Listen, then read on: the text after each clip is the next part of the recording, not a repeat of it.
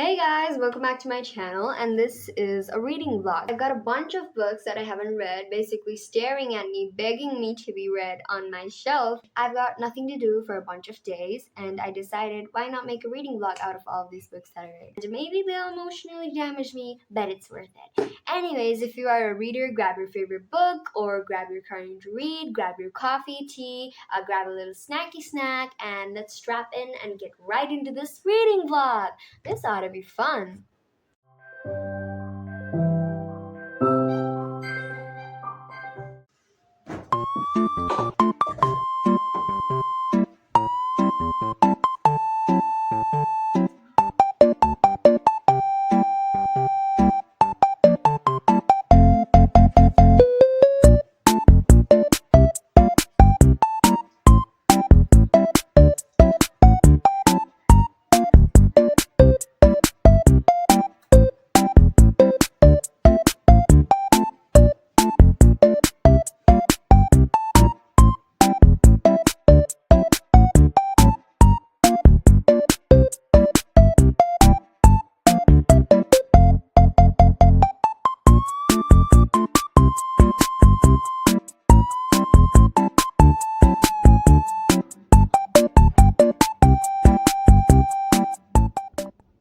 There's about 150 pages left in this thing. We're finishing this today.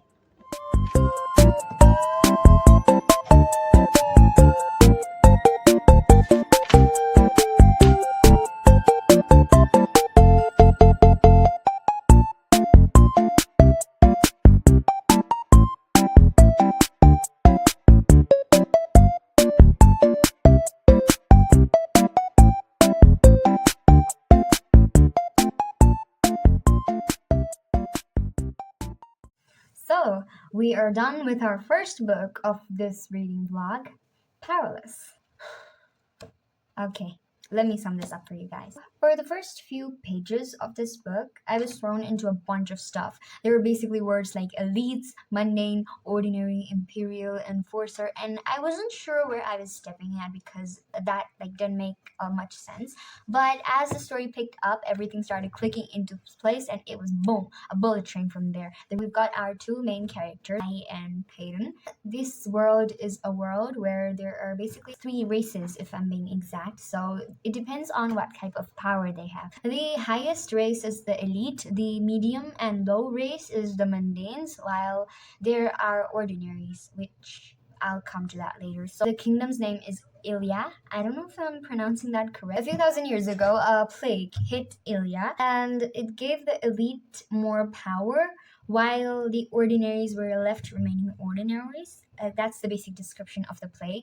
And after that, the king of Ilya was convinced that the ordinaries had some sort of disease inside of them, which lessened the power capacity of the elites. So he gave the ordinaries a chance to flee, and well, you can't just pack up everything and move in a day or a week or something where you've grown up your entire life. You can't just do that. So many of the ordinaries didn't agree to what the king said. They didn't move, and the king ordered all of the remaining ordinaries to be killed, basically. Our girl, Yi Peyton, is an ordinary, but she's pretending to have a mundane ability, which is a psychic. She meets Kai. Kai is actually the prince of the kingdom, and she meets Kai in Loot Alley. So Loot Alley is basically a place for mundanes and people with less power, where people there are basically very poor, and the elite don't stay there. Only the mundanes and people with lesser abilities stay in the Loot Alley. One time, Kai was going through the Loot Alley, and Peyton saw Kai, and she immediately was like, he's a rich guy, he's got to have some money on him. And our girl Peyton is actually a skilled thief. She knows how to play innocent and grab something from someone. She basically pretends to bump into Kai, and she slides his hand in his pockets and nicks some coins that will be useful for her to get her daily meal and stuff. That's how she meets our boy Kai, our main character Kai.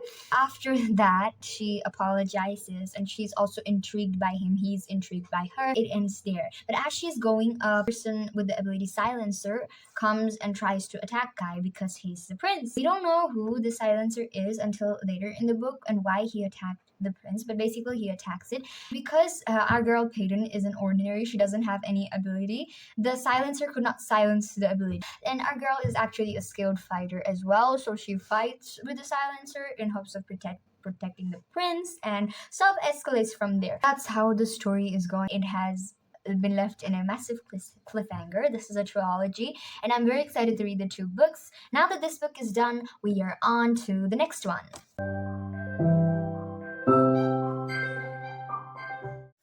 The reason I'm a bit quiet right now is because it's 11 p.m. The house is eerily silent. It's dead dark outside. And I am about to start the next book in my to be read series, which is none other than A Good Girl's Guide to Murder by Holly Jackson. I was longing for a good crime thriller read for such a long time because it's been a long time since I read one of these. And when I saw A Good Girl's Guide to Murder on the rack in the bookstore that I went to, I thought, why not? I've got some dark academia music as my background music playing because I like to add that subtle touch of spookiness. I am going to be reading a murder mystery in the middle of the night. It's 11 p.m. It'll soon be 12. It'll soon be 3, and I know it. I'm going to be up all night today. Anyways, if you're going to be reading with me, grab your book and let's get started.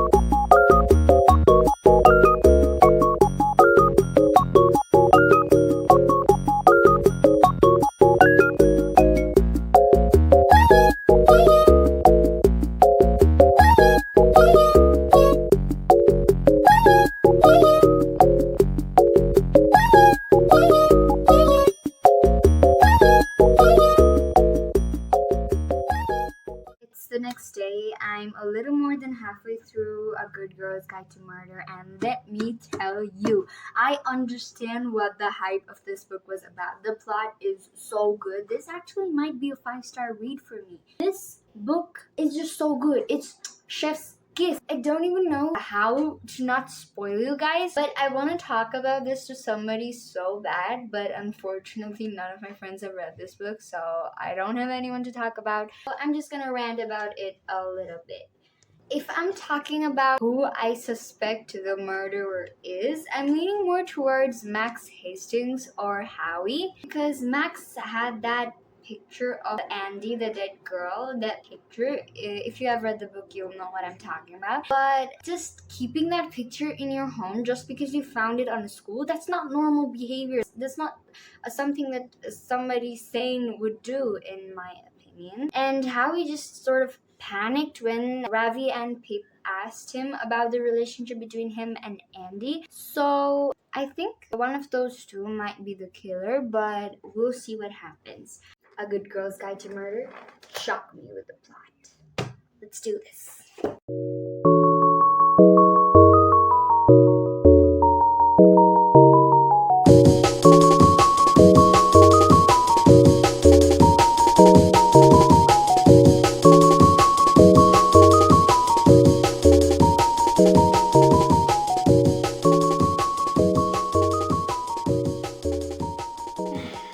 And done.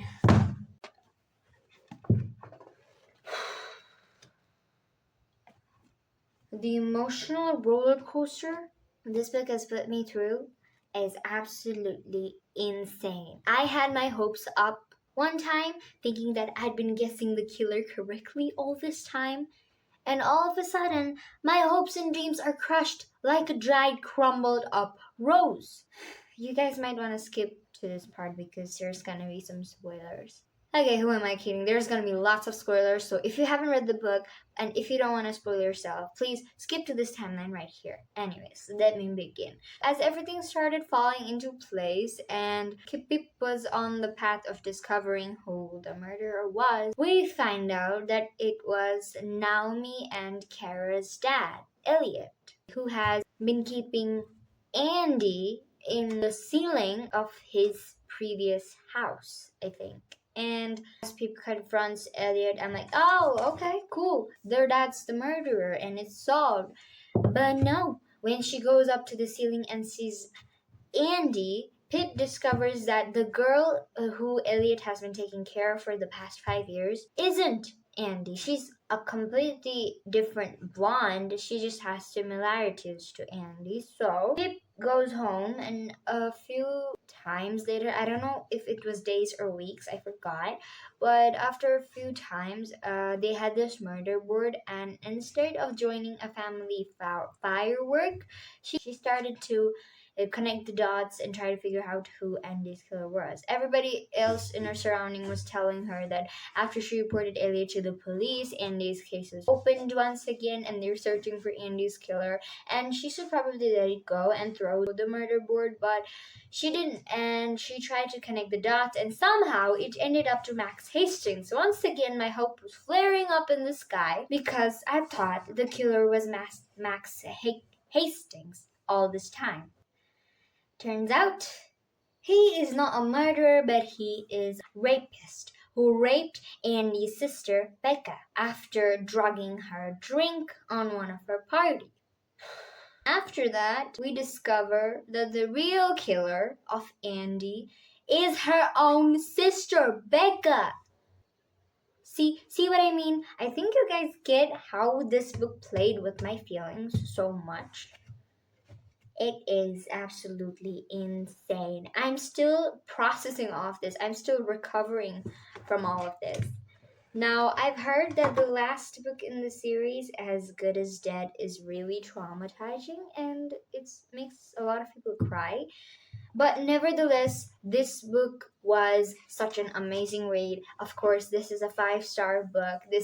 It's just amazing. I've got no words for it. And I would like to recommend this book to you, all of those folks out there who love a good crime thriller read, especially if you're prepared for the twists and turns that this book provides you, and prepare to get your feelings crushed because it's one good book, alright? It's one good book. Anyways, now that I'm done with this, of course I'm going to binge watch the series, that Good Girls Guide to Murder series. I'm going to binge it. Real men wear floral when trespassing is officially my favorite quote after this entire book. It's amazing. It's top notch. Thanks for listening to my rant, and we are going to read the next book of our series tomorrow.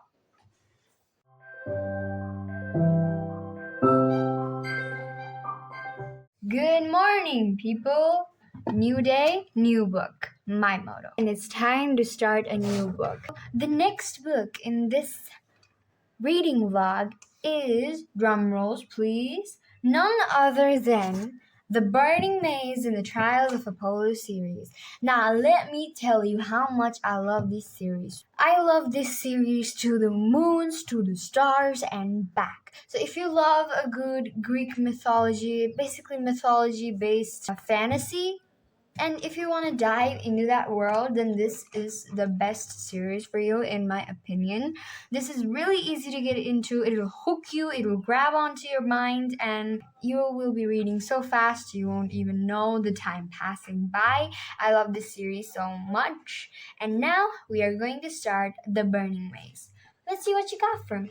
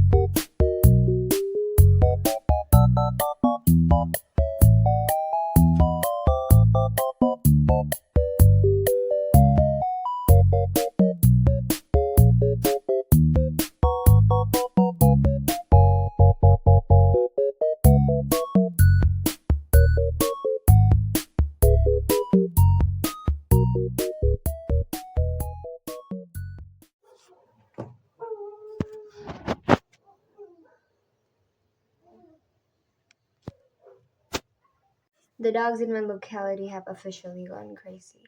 Anyways, I've got about 100 pages left in this thing. I plan to finish this much in the next hour. It's currently 9:17, and let's see if we can finish this by 10:17. Let's do this.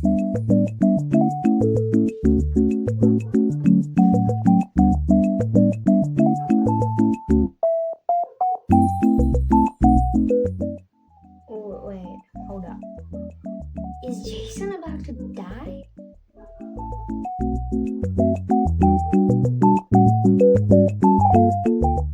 One word. Huh? It happened so quickly. Oh my god.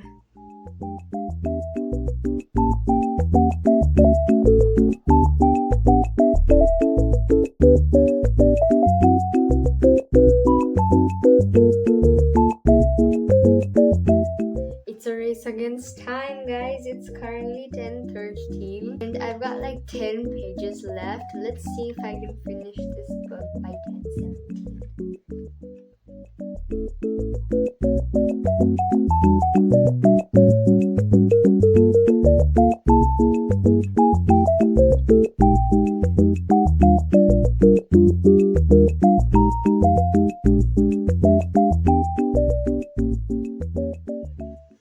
And done. Whoa. It's exactly 10:17. Like, I barely made it.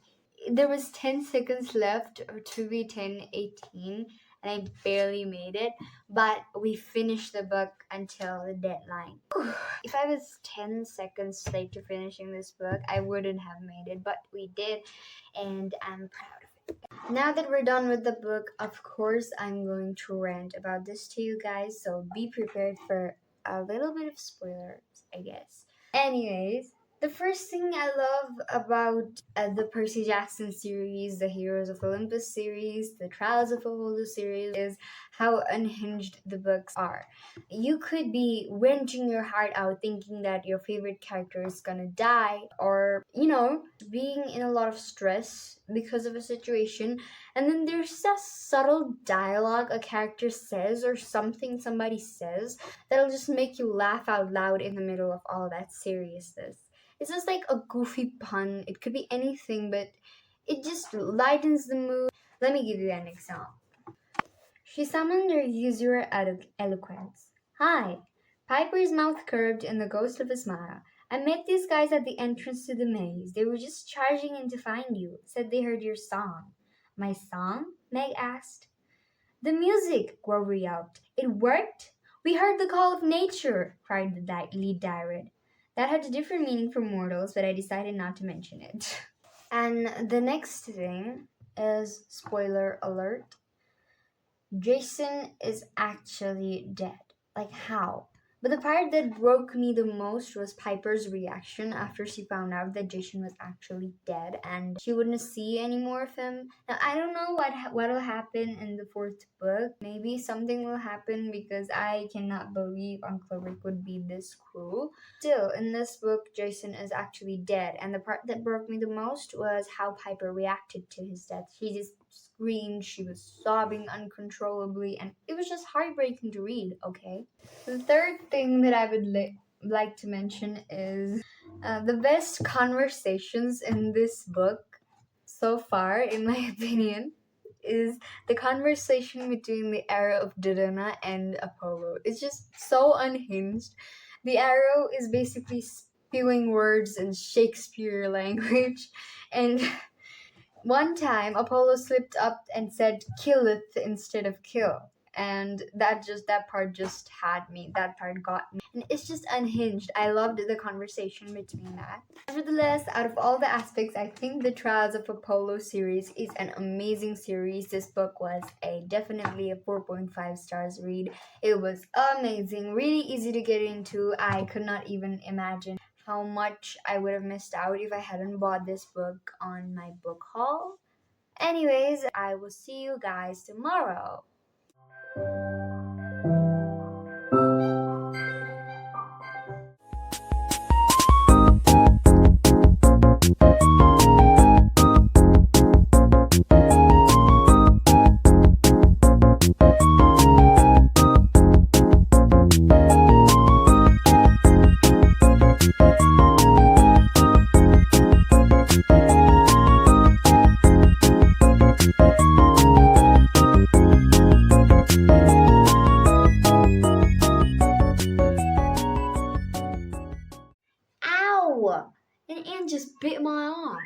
We did it. We finished The Alchemist. This was a 160-page read and it was interesting. First of all, oh my god, there's another ant crawling up my arm. Where are all these ants coming from? Let me first start off by telling that The Alchemist was actually very different from all of the other books I've read in this reading blog because, yes, it's fiction, but it's fiction with deep meaning and deep insight about life in it, I think. So basically, we've got this boy named Santiago. He's a shepherd. His life dream was to become a traveler. And when he said that he wanted to be a traveler and not a priest like his father wanted him to be, the father was like, a shepherd travels the most in our area. The boy said, then okay, I want to be a shepherd. So the father gives the boy his blessings, but the father says that one day this boy, Santiago, will realize that his town, the place where he grew up, is going to be the most precious for him someday. Maybe not soon, but someday it will. And the story basically starts off when Santiago has dreams 2 times, where in the dream he sees that a treasure is waiting for him in the pyramids of Egypt. And that's one of the reasons he wants to become a traveler, to find the treasure that could help him with his income. But as he decides to go on the adventure to Egypt to collect his treasures, he meets many people on the way, he learns many new stuff, and this book has conveyed a message, in my opinion, that if you're looking for a treasure, the treasure might be in some place you least expect it. Now, if you want to find out if Santiago finds the treasure or not, if the treasure is actually in Egypt or not, or what he has to go through in order to find the treasure, you need to read The Alchemist because I don't want to spoil you guys. But other than that, this book has given me a deep philosophical insight in life and what life really is about. You expect miracles, you expect success, and you expect treasures in places you least expected. That's what I believe the message of this book is. And instead of just always grabbing for more, you need to start to learn to be grateful for what you have, and you need to learn to be happy and satisfied with what you have. I believe that that's the message of this book. Overall, if you love a philosophical read with a fictional storyline and plot, this book, The Alchemist, might be the one for you. It is very, very amazing. Paulo Coelho's writing is very easy to get into, and I would recommend this to you all if you guys love a good philosophical read with a fictional story plot. I give this book a solid 4.5 stars. Anyways, guys, that's it for today's vlog. If you guys enjoyed this, please make sure to like and subscribe to my channel. It really helps a lot so that you don't miss out on any new content. So, cheers to fellow readers out there, and with that, I bid my farewells. Bye-bye.